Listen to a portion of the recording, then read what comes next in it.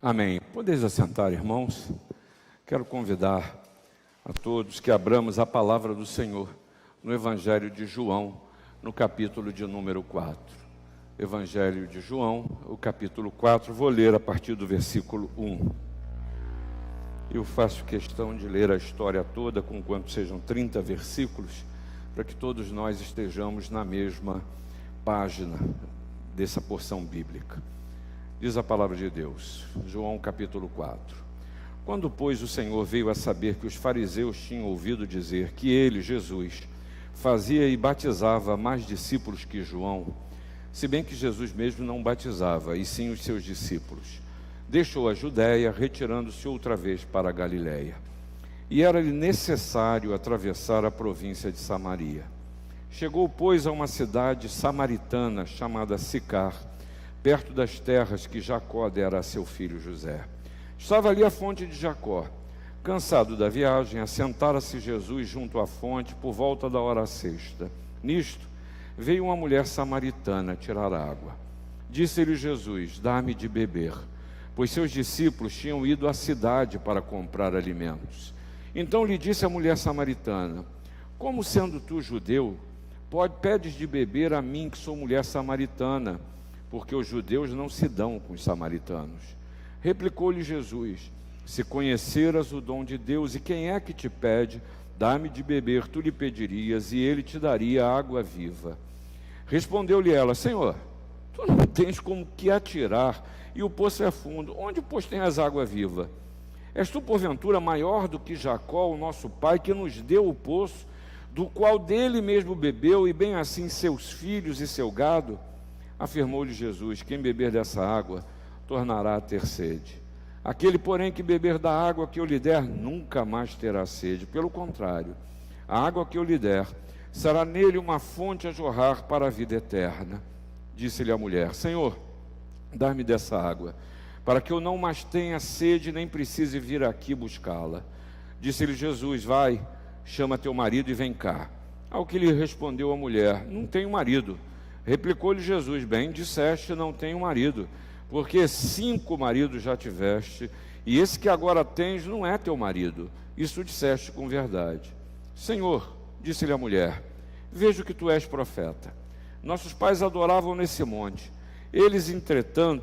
Vós, entretanto, dizeis que em Jerusalém é o lugar onde se deve adorar.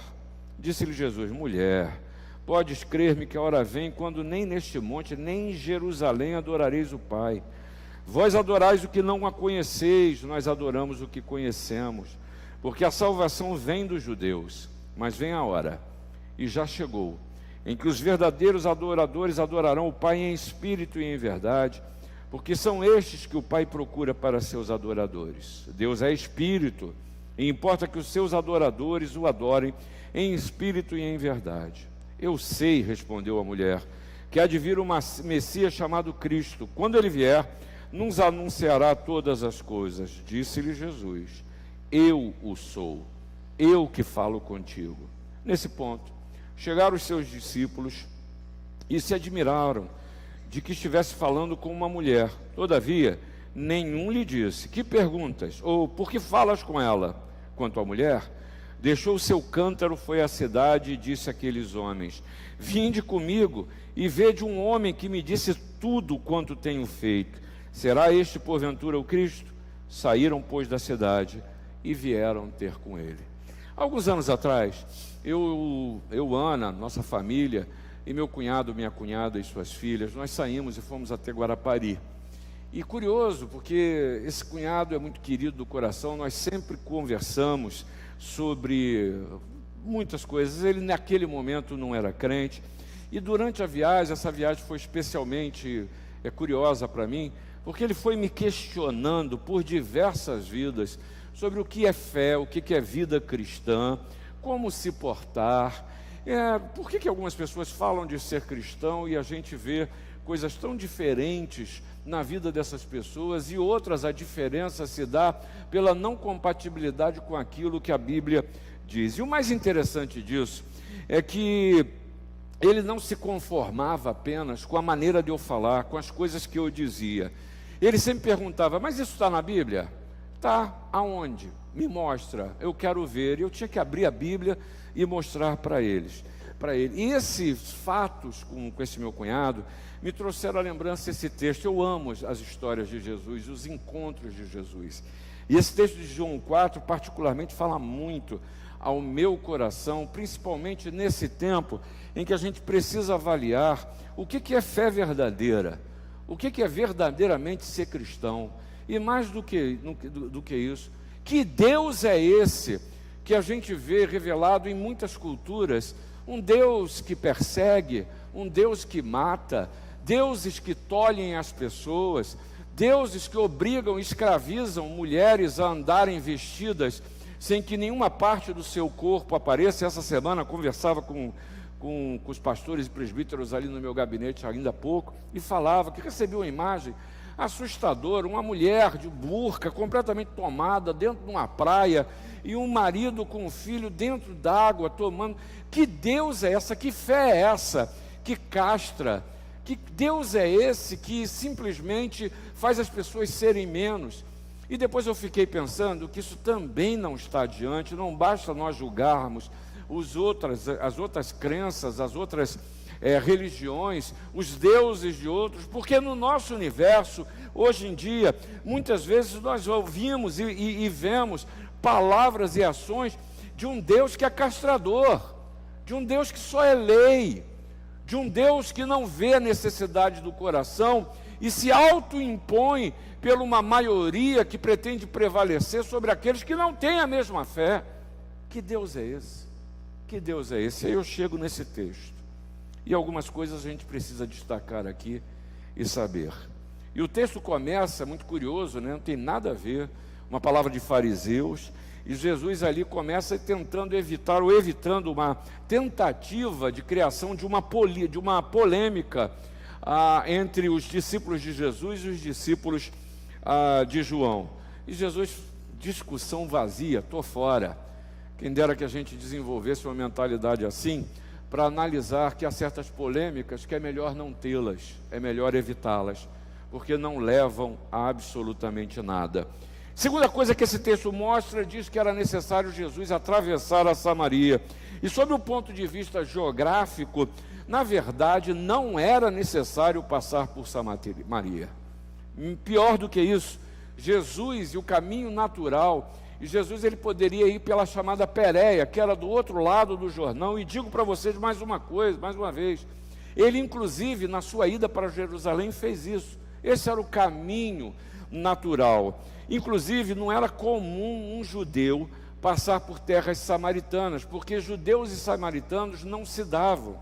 Eles eram inimigos mortais, por causa de no passado os samaritanos terem se levantado contra os judeus. Mas, sob o ponto de vista do plano divino, não havia necessidade de passar para que o ministério de Jesus se desenvolvesse ali naquele lugar.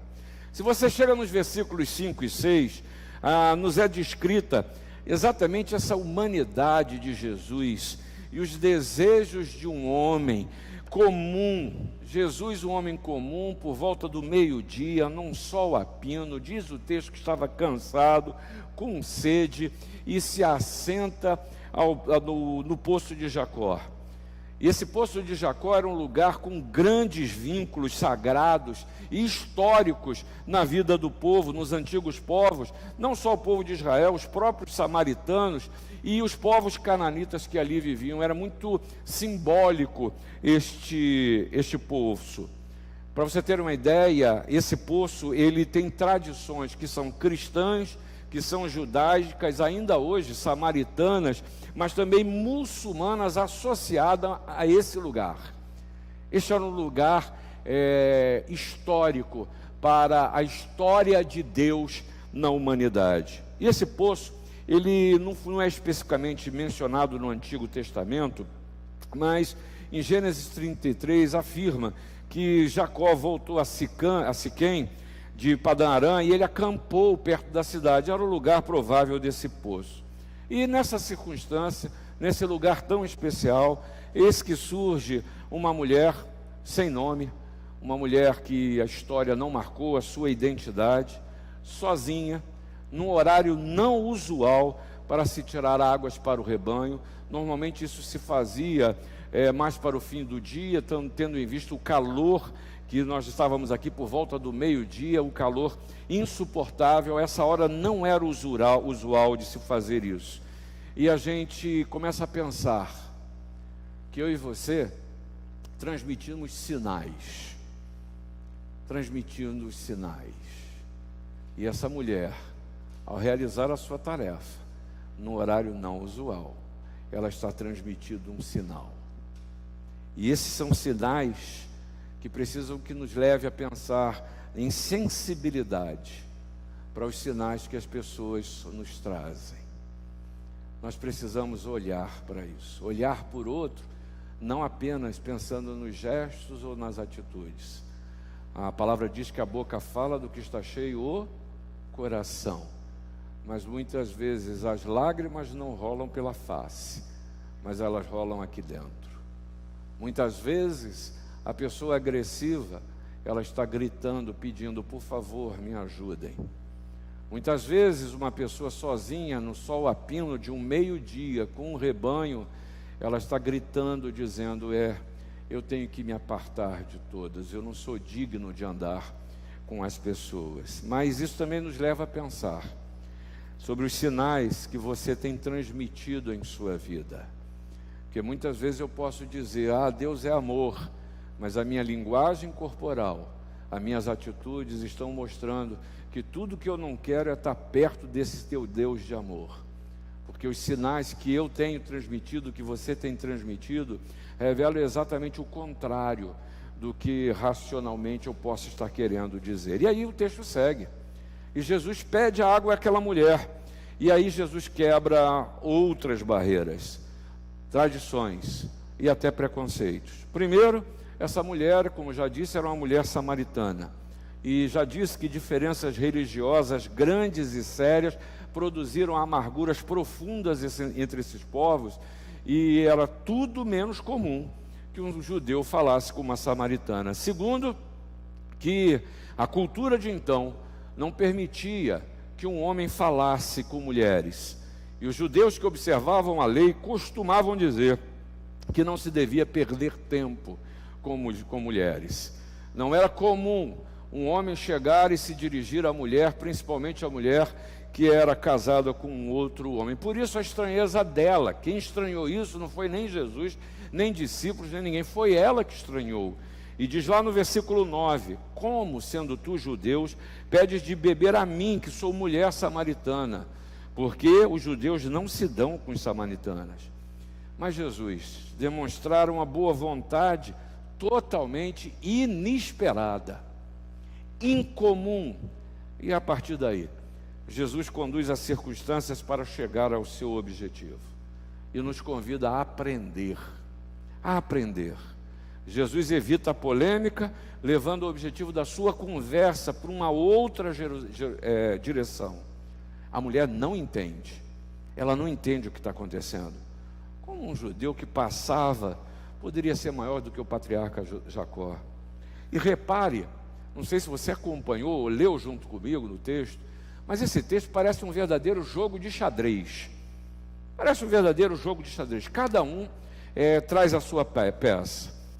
A conversa é cheia de idas e de vindas. Jesus diz: estou com sede, quero água. A mulher responde: você não pode falar comigo.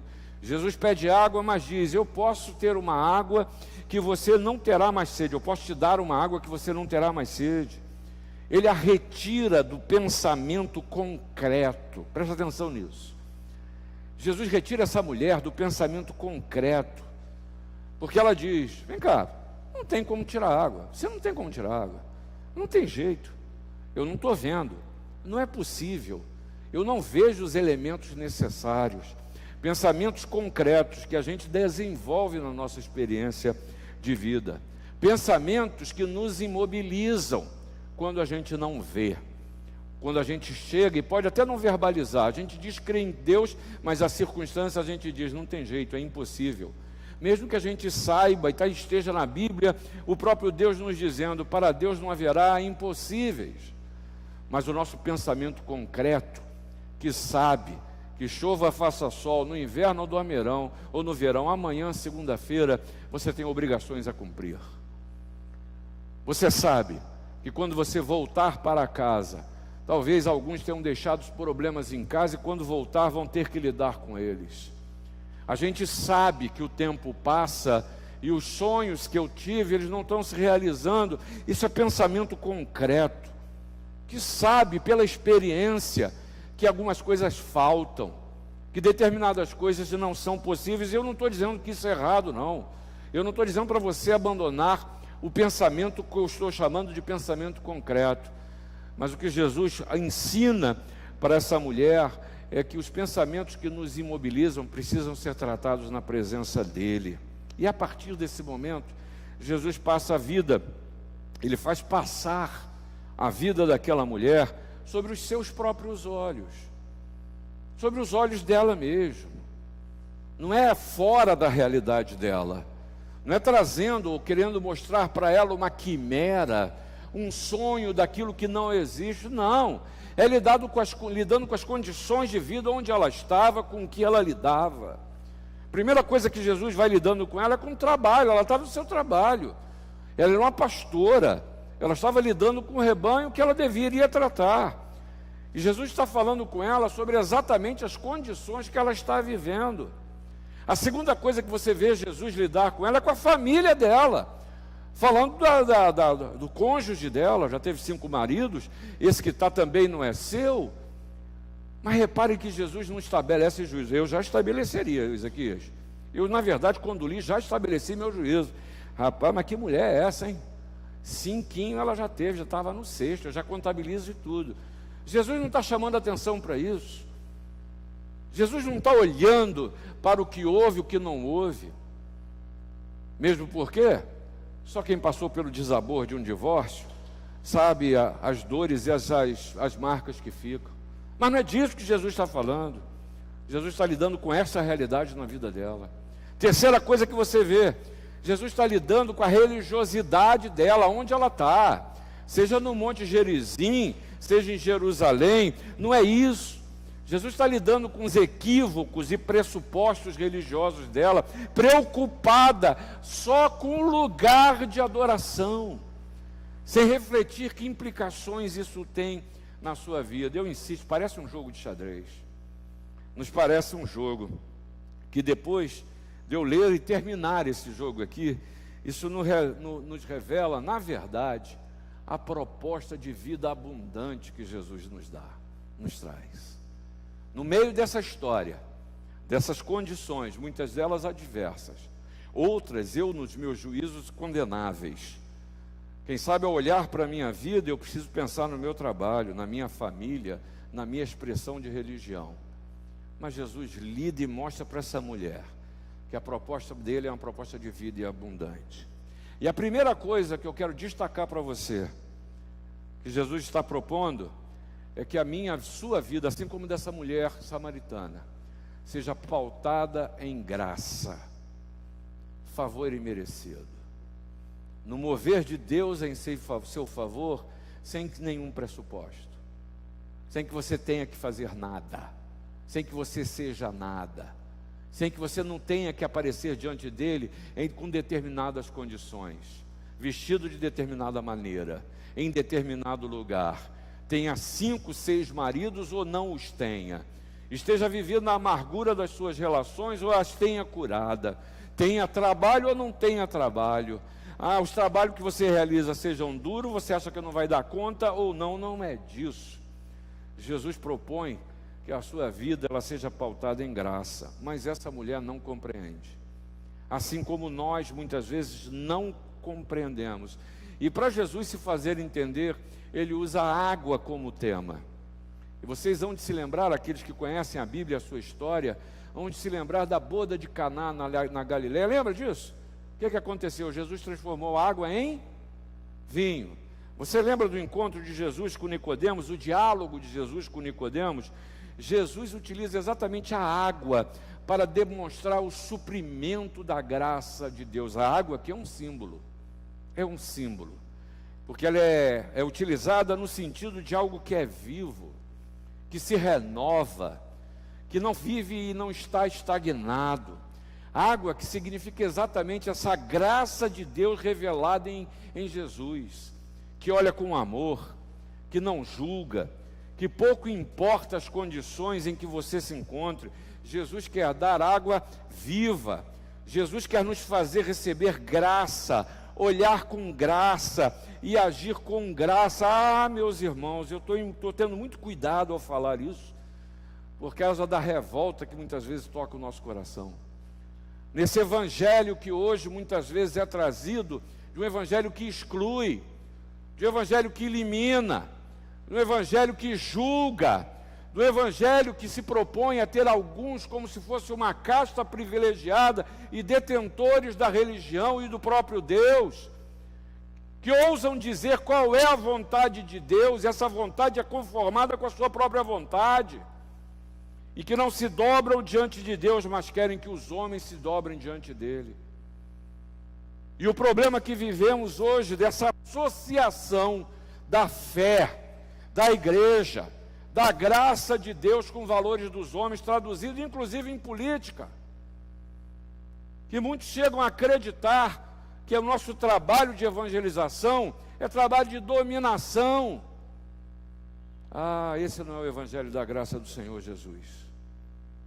Jesus nos convida a receber a graça que vem dele, mas olhar aos outros assim. E a gente vive num mundo sobremaneira pesado, e eu insisto, de julgamentos, de sentenças, de exclusões, de radicalizações, de excessos, de exclusões feitas em nome de Jesus, para nos purificar, para sermos mais santos. Isso tudo, lamento dizer, isso é água estagnada. Isso é água estagnada. Isso é cristianismo morto. Isso é cristianismo que não produz vida. Porque o cristianismo que produz vida é aquele que recebe da água viva que vem da fonte, que é Jesus, e que se deixa tomar por isso e saber que há coisas na minha e na sua vida que precisam ser lavadas com essa água. Há coisas da nossa vida que precisam ser transformadas por essa água. Há coisas na nossa vida que essa água revela e que precisam ser tratadas. É melhor olhar para dentro do que olhar para o outro. Mas Jesus nos ensina também que o Espírito concedido pelo Senhor aos seus vive em nós como uma fonte perene de refrigério e de vida. Não se engane, irmãos. A sede mais profunda da alma só pode ser suprida por Jesus. E é isso que ele fala àquela mulher. Só Jesus acaba com a sede do homem. A dureza do seu trabalho e a falta dele, Jesus supre. Os problemas familiares, suas carências, relações desfeitas ou marcadas, Jesus faz de novo. Sua religião, ó mulher samaritana, Jesus transforma em adoração, em espírito e em verdade. Mas a mulher continua com um pensamento concreto, continua a pensar no nível material. Ela não conseguiu ainda entender o verdadeiro sentido da graça, e força Jesus a pedagogicamente, didaticamente, mudar bruscamente o ritmo daquela conversa. Jesus sabia que aquela mulher precisava entender. Jesus sabe que eu e você precisamos entender, porque ele fala de graça, e eu e você temos dificuldade em entender essa graça. Então é como se Jesus dissesse para essa mulher, como diz para a gente: tá bom, estou falando de água, falando de água viva, estou querendo mostrar para você a graça de Deus que lhe alcança onde está, do jeito que você está, como você é, e eu quero cobri-la e dar para você suficiência com uma água que é viva. Mas você não está entendendo. Então, olha para a sua vida. Olha para a sua vida, mulher. Vai lá, traz sua família, traz seu marido. E aí Jesus nos traz uma segunda realidade que a gente também precisa refletir. Jesus passa a tratar e a checar o interior da mulher. Fala das questões dela. E qual é a atitude dela? Você percebeu na leitura? Qual foi a atitude dessa mulher? Ela fugiu da conversa. Ela fugiu da conversa.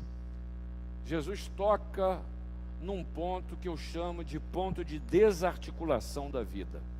E eu tenho esse ponto de desarticulação. Você tem esse ponto de desarticulação. No caso dessa mulher, eram seus relacionamentos. Era aquilo que a desarticulava. Que por quê? Porque era um nó na existência, que precisava ser tratado. Eu tenho os nós na existência que Jesus quer desatar. Você também os tem. E agora não adianta perguntar pelo lugar de adoração. Não adianta vir com questões religiosas, porque os nós da sua vida Jesus quer tratar. Não com dedo em riste. Lembra? É por graça. É por graça. Porque o Senhor Jesus sabe que tudo aquilo que não é tratado na nossa vida nos imobiliza. Tudo aquilo que não é conscientemente lidado na nossa caminhada, ela continua a nos impossibilitar. Isso leva essa mulher a fugir imediatamente do assunto. E ela procura se esconder dentro das melhores discussões para gerar discórdia, discussão religiosa. Mas é preciso que a gente diga uma coisa: essa graça amorosa do Senhor Jesus, de Deus o Pai, do Espírito Santo que lhe habita, traz exigências existenciais. E aqui, desculpa meu irmão e minha irmã, se você tem ido atrás do evangelho que é fácil. Desculpa se você prefere receber apenas aqueles ungüentos religiosos que não tratam dos nós da sua existência. Mas o que a palavra nos mostra, o que Jesus está mostrando aqui, é exatamente a necessidade de lidarmos com a nossa existência, lidarmos com o nosso dia a dia. Eu sei que aqui, como diz o jargão popular, o carro pega. Sabe por que pega? Porque eu tenho que lidar comigo, porque você tem que lidar contigo, porque eu preciso olhar para dentro e reconhecer meus egoísmos, minhas maldades, minhas más intenções. Preciso reconhecer que o caminho que eu tenho trilhado não são caminhos que abençoam, e eu sei disso. Mas eu tenho sucumbindo àquilo que Paulo disse, que o bem que quero não faço, mas o mal que não quero está sempre diante de mim, e eu tenho gostado disso. Apesar de saber, os outros não precisam me dizer, pelo testemunho da palavra, mas também pelo testemunho do Espírito Santo, aquilo que entristece a Deus. Eu preciso reconhecer algumas coisas. Quando eu uso as pessoas para os meus propósitos, quando eu faço mal para aqueles com os quais me relaciono, e muitas vezes me auto-justifico, chego mesmo a dizer: farinha pouca, meu pirão primeiro, porque não imponho limites aos meus desejos e vontades, porque eu vivo uma vida cristã de um impostor, que falo bem, que conheço muitos textos, sou capaz de falar inclusive versículos de cor, adoro dizer que o Senhor é o meu pastor e nada me faltará, adoro falar que eu quero trazer na lembrança aquilo que pode me dar esperança, adoro falar que para Deus não haverá impossíveis, adoro falar e repetir nos momentos de tristeza que chegará o dia que o Senhor enxugará dos olhos toda a lágrima, e o luto e o pranto não mais existirá. Mas a minha verdade, a minha vida não traduz essas verdades. Cristianismo impostor, esse é um grande assunto para que eu possa refletir na minha vida, porque a graça que Jesus oferece exige que nós amoldemos a nossa vida à sua palavra. E desculpa, irmãos, estar falando com essa dureza, mas eu acredito que a Igreja de Cristo no Brasil passa pela prova da aplicação da graça de Deus. A aplicação da graça de Deus. A gente corre o risco de tornar o Evangelho em preceitos e ordens. Insisto, de nos acharmos privilegiados, de vivermos um Evangelho egoísta, ou quem sabe um Evangelho de ocasião, um Evangelho que não produz transformação, não é nos outros não, é na minha vida, que não faz novo, que não faz de novo, que não renasce, que não nasce de novo. O máximo que muitos de nós faz é como aquela mulher, é discutir o lugar de adorar, mas a gente não sonda o conteúdo da nossa adoração. Não é da adoração da igreja, não é do futuro da religião no mundo, não é por os caminhos, os canais que a igreja precisa entrar, não, é a minha adoração. A pergunta é, e é o que Jesus coloca para essa mulher: o que temos adorado? Temos feito de verdade? Ou temos nos escondido em formas, gestos e opiniões? E Jesus continua a dizer: mas vem a hora, e já chegou, em que os verdadeiros adoradores adorarão o Pai em espírito e em verdade, porque são estes que o Pai procura para seus adoradores. Deus é espírito, e importa que os seus adoradores o adorem em espírito e em verdade. E aí eu fiquei pensando nesse texto e me fiz algumas perguntas, e eu quero compartilhar essas perguntas para vocês. É verdade o que você pensa? É verdade a forma que você age? É verdade seu testemunho? É verdade as palavras que você usa? É verdade a opinião que você tem sobre as pessoas? É verdade a importância de Jesus em sua vida? Quem é Jesus para você? Não, breve catecismo a gente decora, é importante, mas a gente sabe de cor. Quem é Jesus na sua vida? É Deus de graça? É Deus que tem ajudado você, às vezes com lágrimas, com dores, até falta de fé,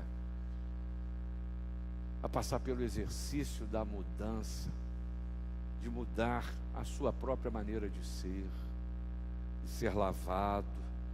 E aí Jesus fala de verdadeiros adoradores e de adoração verdadeira, e da forma verdadeira de adorar. Eu vejo esse texto, irmãos, como um convite de transformação de vida. Transformação. Ligue o suprimento de água, graça, ao exercício da adoração. Não desconecta as coisas em sua vida, não.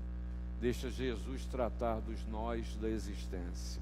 Porque aí nós voltamos para o texto e chegamos ao terceiro momento, que é o choque da realidade.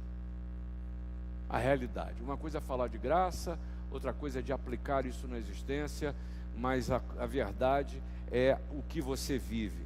A mulher questiona Jesus. Eu não sei você, mas eu não julgo essa mulher. Gosto demais da humanidade dela, expressa em nas reações. E essa mulher sou eu. Essa mulher é você. E ela faz perguntas, e as questões dela são questões existenciais. Não sei se você percebeu, ela faz 3 perguntas a Jesus. Primeira questão dessa mulher: como sendo você judeu, fala comigo que sou samaritana? Ela estava certa. O padrão cultural e religioso era esse. Essa pergunta é quem diz: eu sou uma excluída, eu não tenho valor. O senhor vem aqui, fala comigo, está vendo que eu estou no meu trabalho, e ainda o senhor vem me pedir água? Talvez eu até dissesse mais, o Diego. Eu disse: vem cá, eu já estou aqui na pior, e o senhor ainda vem me espoliar, ainda está querendo me usar, me servir. Talvez haja pessoas aqui que precisam fazer essa pergunta para Jesus, se sentindo usados, desprezados, menosprezados, não reconhecidos. Tem problema nenhum falar assim com Jesus. Isso é coisa que vem da alma, e as questões da alma precisam ser tratadas diante do Pai em verdade. E isso é uma fé que é vivida em espírito e em verdade, que tem a coragem de dizer para Jesus: estou tentando acreditar, mas está difícil, hein? Estou querendo viver isso na minha vida, mas não consigo. Mais do que isso, eu não creio. Alguém disse certa vez, eu já falei isso para vocês, mas não custa repetir, que há muito mais fé numa dúvida sincera do que nos catecismos que são recitados. Essa mulher tem a coragem de chegar para Jesus e dizer: entre eu e você tem tanta impossibilidade, possibilidade cultural, possibilidade religiosa, possibilidade de tempo, de ação, de coisas. Você está querendo água e não tem nem como beber. Por que eu tenho que te servir? E essa mulher joga tudo para Jesus, com toda a tranquilidade. Essa questão minha e sua precisam ser tratadas diante dele. Mas há uma segunda questão que essa mulher trata com Deus, com Jesus. Você não tem como tirar água. Onde é que tem água viva? Essa água que você falou, essa me interessa. Essa eu quero. Eu não vejo essas coisas. Eu não conheço isso. O que eu entendo é de buscar água e de tirar sede de rebanhos. Gente, isso é tão perturbador.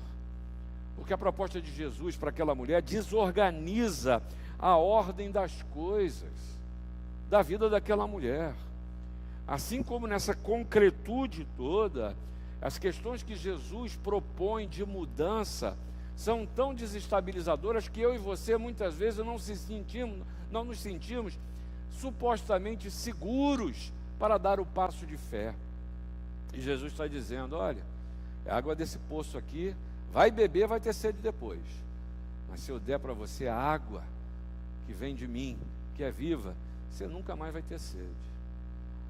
Meus irmãos, e aí a gente chega à terceira questão dessa mulher. Já entendi tudo, já estou entendendo tudo. Está falando de fé, né? Está falando de religião. Então vamos discutir a de religião. Onde se deve adorar?